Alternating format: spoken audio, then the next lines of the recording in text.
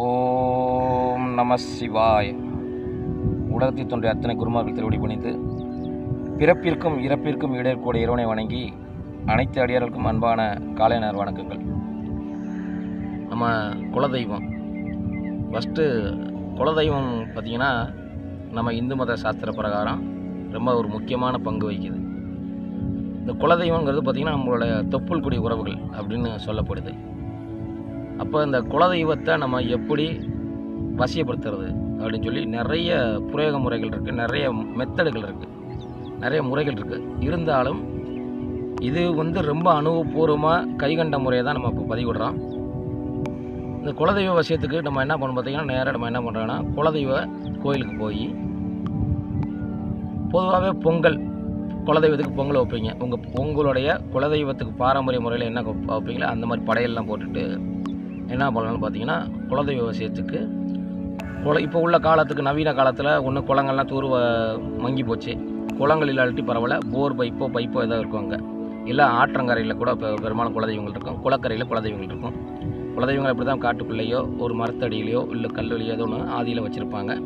இன்றைக்கி மருவி எல்லாம் மாறி இருக்கலாம், வாய்ப்புகள் உண்டு. என்ன மாதிரி சூழ்நிலை இருக்கோ அந்த மாதிரி சூழ்நிலையில் உங்களுக்கு ஒரு குடத்து நீர் எடுத்துங்க. அந்த கோயில் பகுதியில் உள்ளது, அதுக்குன்னு கோயில் தாண்டியில் இருக்கக்கூடாது. கோயிலுக்கு குளமோ இல்லை கோயிலுக்கு உண்டான போர் பைப்போ இல்லை கோயில் உள்ள பைப்புகளோ இல்லை ஆற்றங்கரையில் கோயில் அருகில் இருக்கிற ஆற்றங்கரையோ அதில் என்ன பண்ணணும்னு பார்த்தீங்கன்னா, ஒரு குடம் தண்ணீர் எடுத்துங்க. அந்த தண்ணீருக்குள்ளே எலுமிச்சம்பழம், குலதெய்வத்தை வேண்டி, அம்மா என் குளத்தில் உதித்தவளே, என் குலக்குடியாளே நான் என் வீட்டுக்கு உன்னை கூப்பிட்ற வந்துருமா, படி மீது ஆட்சி செய்தால் போகிற என்னை ஆட்சி செய்யு, என் குடும்பத்தை ஆட்சி செய்யு, எங்களை ஆட்சி செய்ய நீ என் வீட்டுக்கு வாமான்னு சொல்லி ஒரு எலுமிச்சம்பழத்தை இந்த மாதிரி ஸ்லோகத்தை சொல்லி எலுமிச்சம்பழத்தை குளத்துக்குள்ளே போட்டுருங்க. அதே மாதிரி கொஞ்சோண்டு பூவு போட்டுருங்க. காதோல கருங்குமணி கொஞ்சம் வாங்கி கடையில் வாங்கி கொண்டு போயிருங்க, ஏற்கனவே அதையும் போட்டுருங்க. போட்டுட்டு இங்கேருந்து போகும்போதே மஞ்சள் துண்டு எடுத்துகிட்டு போயிடணும். குங்குமம், விபூதி இதெல்லாம் எடுத்துகிட்டு போயிருங்க. என்ன பண்ணணும் பார்த்தீங்கன்னா, குலதெய்வ கோயில் வாசல் படியில் பெரும்பாலும் மண்ணுகள் இருக்கும், அல்லது பரம்பரை கோயிலெலாம் பார்த்திங்கன்னா மண்ணுகள் இருக்கும். இன்றைக்கி சிமெண்ட் தரைகளும் டைல்ஸுகளும் போட்டிருப்பாங்க.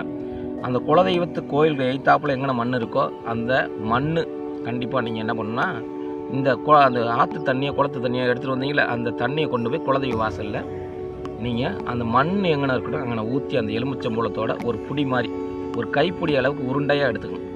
அந்த எலுமிச்சம்பழம், பூவு, காதோல கருகுமணி எல்லாத்தையும் ஒரு உருண்டையாக வச்சு முறையாக படி கட்டிடணும். கோயிலுக்கு மூலவருக்கு உங்கள் குலதெய்வத்துக்கு படி கட்டிடணும். என்ன படி கட்டணுமோ அது எவ்வளோ ரூபாயோ உங்கள் கோயில் பூசாரிட்ட கேட்டுட்டு பெரும்பாலும் இதை எடுக்க விட மாட்டாங்க. அப்படி எடுத்து உங்களுக்கு லக்கு இருந்துச்சுன்னா எடுத்துக்கலாம். ஆனால் ரொம்ப அனுபவபூர்வமான ஒரு அற்புதமான முறை அது.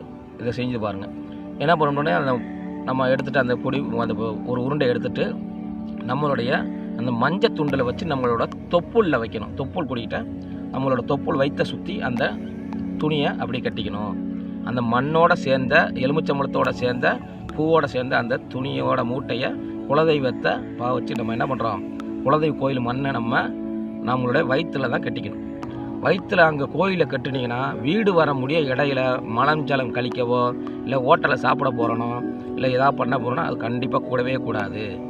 வீட்டுக்கு இறங்கி தூபதீபம் காட்டி முறையாக ஒரு ஓலைப்பட்டி வச்சு அந்த ஓலைப்பட்டிக்குள்ளே என்ன பண்ணுறீங்கன்னா இந்த பொருளை போல வச்சுருங்க. கோயிலில் குலதெய்வத்தில் மண் எடுத்தீங்களா, இந்த மண்ணையும் அதுக்குள்ளே வச்சு மேலே ஓலைப்பட்டியில் வச்சு மேலே சந்தனம், அத்தர், பன்னீர், பூ இதெல்லாம் வச்சு மேலே ஒரு காதோல கருமணி போட்டு டெய்லியும் கும்பிட்டு வழிபட்டு வாங்க.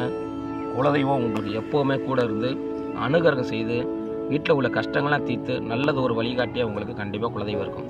அதை விட்டுட்டு நான் கரீம்னு மந்திரம் சொல்கிறேன், அப்படி சொல்கிறேன், இப்படி சொல்கிறதுனால உங்களுக்கு மந்திர சித்தியாகி அதுக்கப்புறம் உங்களுக்கு குலதெய்வத்தை நீங்கள் வசியம் பண்ணவங்களையும் நமக்கும் வயசாக போயிடும், குலதெய்வமும் நம்மளை மறந்து போயிடும். அதனால் எளிமையான முறை, வலிமையான முறை செய்து பாருங்கள். குருவே நம சிவாய.